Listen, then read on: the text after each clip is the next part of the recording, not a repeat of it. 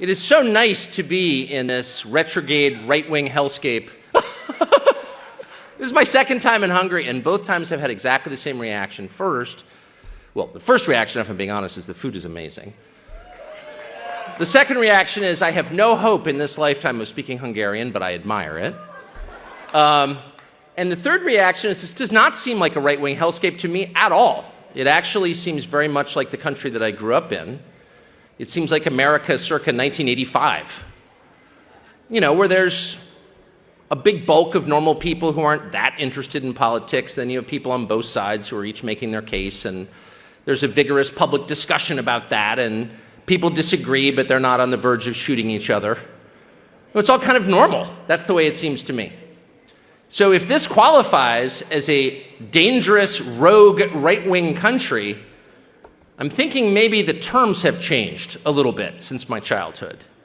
And that leads me to the apology that I want to begin my remarks by giving you as an American. I'm 54, so I've watched my country for a long time, and I'm loyal to it. I will never leave. I don't have another passport. I love the United States. For all its flaws, as you do when you're from somewhere, it's like your own family. It's imperfect, but it's yours, and so you love it. And that's how I feel about the U.S. And so I'm not in the habit of apologizing for the United States. In fact, I don't think I ever have. But the behavior of the American ambassador to Hungary makes me want to apologize. It's disgusting and inexcusable. It's also so far from the norms of diplomacy in my country that it's hard for me to believe that David Pressman is actually doing what he's doing. And I say that as someone who spent his life, 35 years in Washington. I'm the son of a diplomat. So I have a maybe better than average sense of what diplomacy is. Diplomacy is a pretty simple concept. It's the business of, often the art of, convincing other countries to take your side on matters that help you. And the entire premise behind diplomacy is countries are different. They're not all the same. They have different languages and histories and religions and cultures, and they're hard to understand. And that's why you hire people who can understand them, who speak the language, who are on some level sympathetic maybe, and then you send those people to the other country to try to convince that country, whether it's an ally or a potential ally or even an enemy, to take your side on an issue that helps you. That's the whole point of diplomacy, is to convince other nations to take your side. The point of diplomacy is not to hector other nations for its own sake, to show up in somebody else's country and scream at them because they're different from you, because they have a different history or language or religion or culture. That is the opposite of diplomacy. It does not serve the interests of the country that sent you. It harms them. And so for a creep like David Pressman, who was not a diplomat, who was a political activist and Biden donor, to show up in your country and lecture you about your culture and threaten you because you do things differently from the way they do things where he lives, hurts the United States and is a grave embarrassment to me as an American and an outrage to me as someone who pays his salary. It's disgusting. And I would say that even if I agreed with what he was saying, it's not simply that I agree with you and don't agree with David Pressman. It's that as an American, he's not serving my interests, he's hurting them. If he showed up, or a so-called diplomat from the Biden administration showed up and say Bahrain or Qatar or UAE or some important Gulf state and started lecturing them about how it's wrong to venerate a 7th century goat herder, I'm not a Muslim, but I would be gravely offended by that. Because it's not the business of the US government what you believe. It's not our job to tear down and assault your culture. It's the job of our diplomats to win you to our side, not to enrage you for no reason. And David Pressman is doing this not on behalf of the American people who do not share his views, and it's measurable in our public opinion polling. He's doing it on behalf of a tiny percentage of the American population, on behalf of an interest group, the Human Rights Campaign, carrying their water under the US flag paid by US taxpayers to this country to attack you because you have views he doesn't like. That never happened before. I don't think that's happened in my lifetime. Nobody from the State Department could get away with that. He'd be recalled immediately and scolded and fired, as David Pressman should be. So I just want to say I'm embarrassed that I share a country of birth with a man, with a villain like this. It's horrifying. And my advice, to the extent I would presume to give you advice on how to handle this, is just wait it out. Wait it out. The United States is in a place right now where this is not sustainable. You can't run a global empire based on the imposition of boutique sexual politics on countries that don't want them. The United States, I think, did a lot to liberate Hungary from the Soviets, from the Russians, and I'm proud of that. My father was involved in it. That's how I knew about Hungary, because my father visited Budapest 35 years ago when you were still under the yoke of the Soviets. And the purpose of American diplomacy in Eastern and Central Europe then was to help liberate the countries so they could run themselves. And the idea was you didn't want a foreign superpower telling you how to live, because that's the opposite of democracy, it's tyranny. And to wake up one morning 35 years later and see my own government engaged in exactly the same kind of tyranny. The Soviets told you you had to worship Lenin. The State Department tells you now you have to worship transvestites. It's not so different. It's a foreign power pushing its weird boutique religion on you, and it's wrong. You worship whatever you want, it's your country. And I just believe, as a practical matter, this can't continue because that's not the basis for a successful empire. Everybody wants freedom. Everyone understands the concept of self-determination. If you go to people who are under a foreign yoke and you say, someday you can be free, they understand that. They want that. That's a product you can sell because everybody wants it. You show up in a country and you say, you know what, your boys really should be girls. You know, there's some percentage who will be excited by the prospect of never having grandchildren. But most people won't be excited by that. In fact, most people will say, but boys can't become girls. It's biologically impossible. Sex can be determined at the chromosomal level. We can dig up bones 300,000 years old and tell whether they were male or female. There's no non-binary in science. You're insane. Go away. Most people don't want that product. And so if the purpose of your empire is selling something that nobody wants, you're not going to be in business for very long. And my hope is that the United States is in business for 1,000 years. I love the United States. It's my country. I was, to restate, born there and am never leaving, and I love my country. But the people who run it right now are dangerous and insane. And you can see that in the way they're treating your country, which even if you don't like the values of the majority of Hungarians, even if you reject the Hungarian constitution as Christocentric and think that Viktor Orban is a bad guy and you hate goulash, even if everything about Hungary is repugnant to you, if you're the United States, you're still not going to spend a lot of time hassling Hungary because Hungary isn't hassling anybody else. Hungarians have views, your government has views, and even if you disagree with them, you must acknowledge that Hungary is not exporting their views to anybody else. You're not rolling across the border to reclaim territory you lost after the First World War. That could happen, but it's not happening now anyway. Transylvania is safe in Romanian hands at the moment. But it's true. This is not an expansionist power. This is not a power that's crushing weaker nations with sanctions. This is not a power that's exporting something ugly to the rest of the world. This is a country concerned with its own safety and prosperity. That's, in the words you used to hear a lot in the United States, a country that is minding its own business. And so even if you disagree, which for the record I do not, but even if I did, and I ran the State Department, I would say, you know, let's take a pass on Hungary. We've got bigger problems. But they can't. They hate Hungary. And they hate it not because of what it's done, but because of what it is. It's a Christian country, and they hate that. And that's the truth. And nobody wants to say it, but it's true. And it's not a particularly provocative Christian country. I don't think most Hungarians go to church. It's not a theocracy. You're not required to believe in the catechism to live here. It's nothing like that. It's a soft Christian country, the softest ever. 300 years ago, people would look at modern Hungary and say, that's not a Christian country. But by modern standards, it's one of the last countries that identifies as a nation built on Christian precepts. Again, not imposing them on anyone else, but that is enough to incite our policymakers in the United States. And that is exactly why they hate Russia, by the way.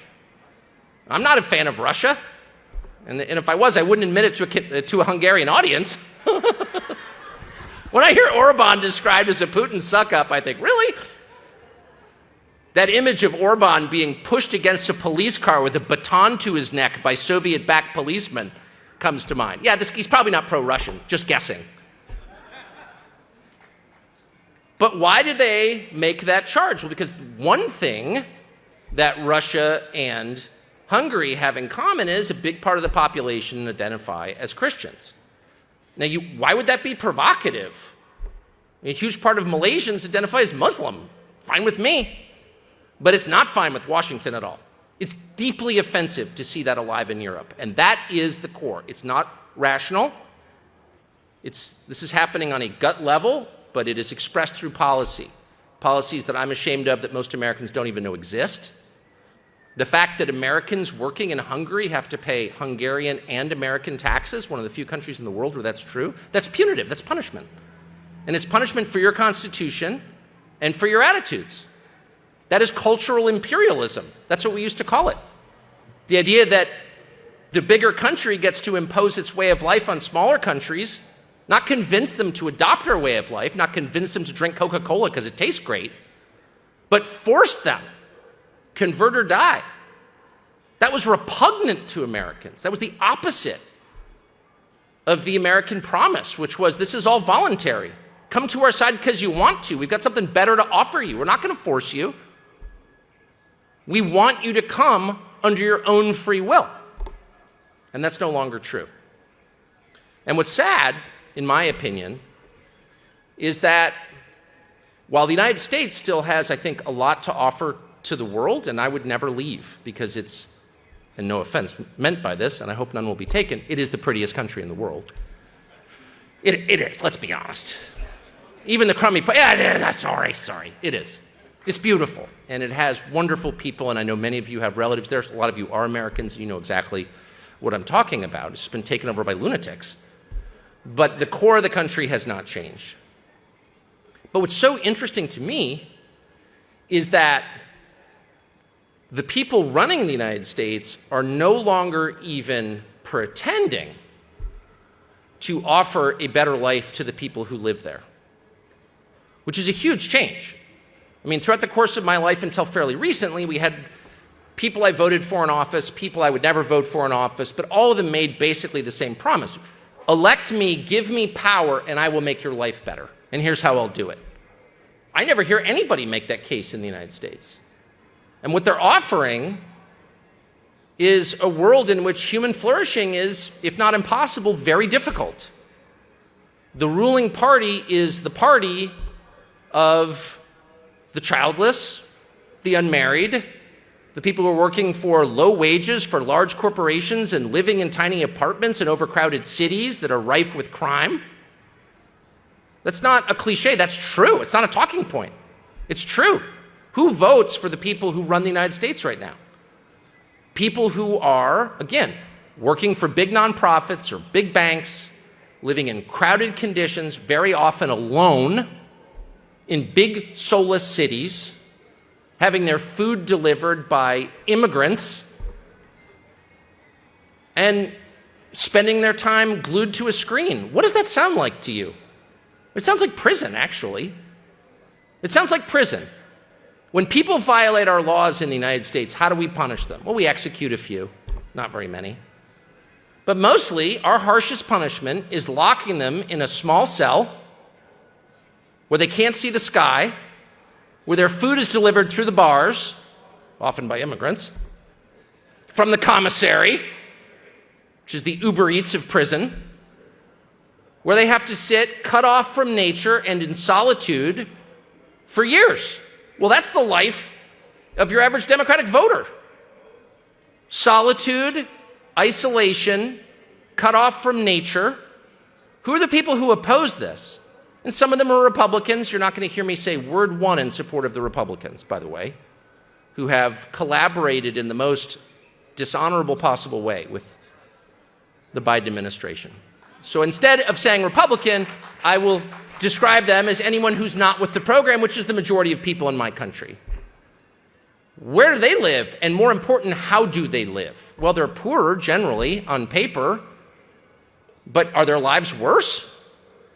If you live in a place where you can see the sky, where you can make your own food and maybe even know where it comes from, if you can go outside and say identify 3 species of trees or hear birds or experience silence, the rarest commodity in the modern world, silence, where you can hear voices that aren't being broadcast from NBC News or Google, maybe higher voices, those are the people who are not with the program. People who have a daily experience of others and who have a daily experience of nature. And those people are much more likely to acknowledge a power beyond themselves and beyond their government. And there's a reason for that, because they can see it. When you're isolated in a cell, living, as the urban planners of the United States now refer to it as, in density, which is somehow supposed to be good for the climate or the world. No, it's death. It's enslavement is what it is. When you're living crowded as you would on an industrial farm as a cow or as a chicken in a pen, you are not liberated, you are enslaved, and you can't think clearly, and your reference points are gone, and you can't see the stars, and you can't see the trees. You cannot see God's creation. All around you, you see what? Drywall and screens made by other people, people who don't mean you well. And your ability to make clear judgments, to think clearly, to think rationally, goes away. And the next thing you know, you're still wearing a COVID mask 3 years later. Because how would you know not to? 4 years ago, I moved with my wife and some of our many children outside of a city where I had lived most of my life, Washington, D.C., to a rural area. And the very first thing I noticed when we left the city was every time you would stop and do something, whether it was, go to the store to get something to drink, go buy food, go to the post office, the very first thing that would happen is someone would talk to you. Do you know what talking is like to a person? It's different from texting. People speak and you look at their faces when they talk. And I hadn't had this experience quite as often as I did when I moved to a rural area, and they would talk and they would say things that weren't necessarily relevant to my daily schedule, like, how are you? How are your dogs? Stuff like that. And my first instinct was, man, I gotta go. I've got texts to do. I have a lot of emails to return. I don't have time to talk to this person. And I'd feel jittery, like you're getting in the way of my schedule by making human contact with me. And then I realized after a year or so, that is the whole point of life. It's not to return texts. It's to have relationships with other people. That is the whole point of life. That's where all joy comes from. It doesn't come from money. It comes from being in relationship with other people and with God, for that matter. And one leads to the other. And I had, as close to the earth as I tried to live while living in a city, I completely lost track of this. And so I guess I would just end on this. If you're trying to assess whether a political philosophy is a good philosophy or a bad philosophy, the test is really simple. Look at what it produces.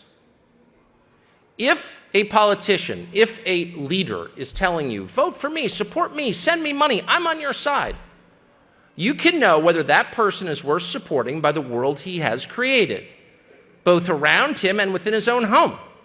Is that person happily married? Does his wife respect him? Do his children listen to him? How many dogs does he have? Is the town or city or country that he runs getting prettier? Is it cleaner? Is it less crowded? Is there more or less graffiti? Are there more people living on the streets? What percentage of people are on drugs? How many people died of drug overdoses on the sidewalk last month? These are measurable. And so by the fruits, you will know whether this is a good thing or a bad thing. And you will also know by the degree to which the person lies to you. Now, all politicians lie. It's a feature of politics. So it's a matter of degrees. Is he lying to you in small ways? Is he bragging? I had 1 million people at my event. No, there were 300,000. No, it was 1 million. Okay, that's a lie. But is it a lie that threatens your existence? Probably not.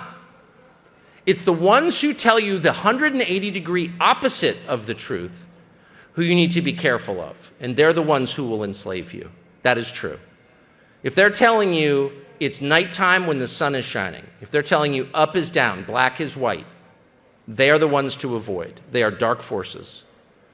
And even in a country as great as mine, with as many choices as any country in the world has ever had, there are 150 different brands of cat litter in the United States. We have choices.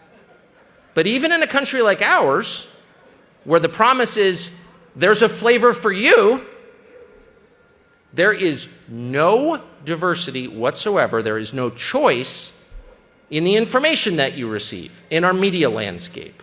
Everybody is saying the same thing all the time. And now you have to ask yourself, why is that?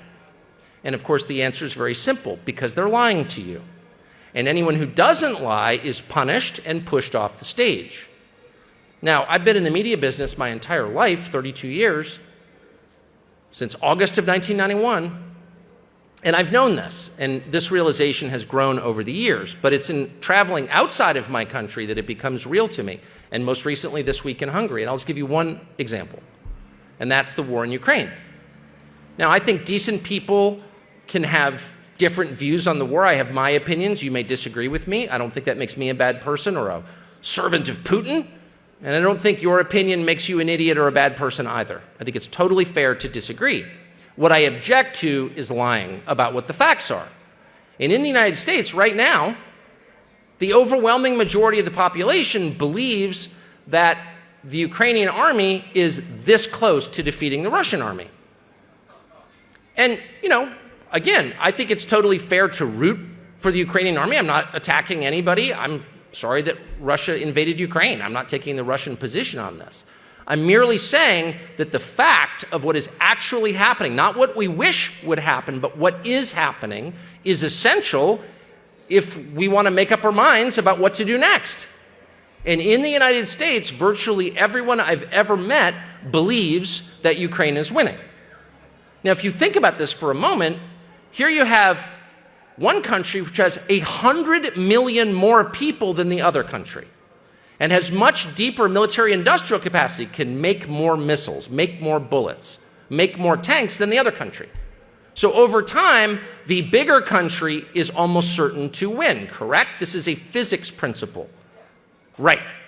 It's not a statement of allegiance. You're not a shill for somebody for acknowledging that. If we're wrestling and you outweigh me by 100 pounds, you're probably going to win because you're bigger.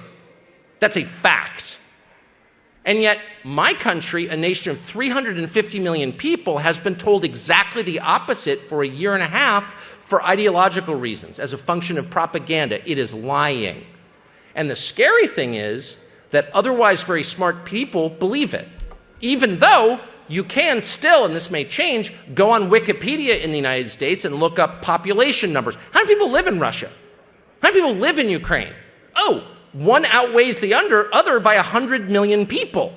That's probably going to win. Maybe we should force a peace or whatever, or adjust our expectations accordingly. But no. And it's funny, I showed up here in Budapest a couple of days ago, and I've talked to a bunch of different people and eaten like maybe 27 different meals.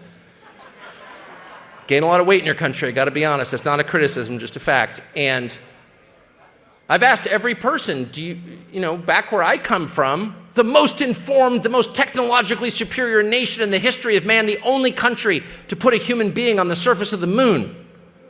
In that country, everybody believes that Ukraine is one F-16 away from beating Russia on the field of battle. And every single Hungarian, most of them are anti-Russian, by the way. I haven't met anyone in Hungary who likes the Russians, just being honest. They don't like the Russians. But everyone has looked at me like I'm insane. What? No. And it's embarrassing. It's embarrassing to be from a place that has been lied to at scale and believed the lies so thoroughly. But the truth is, that's kind of the state of man. I'm always interested when I come to Europe in the Ottoman occupation. And what's amazing to me is these countries went from Muslim to Christian in like one day, the day the siege ended.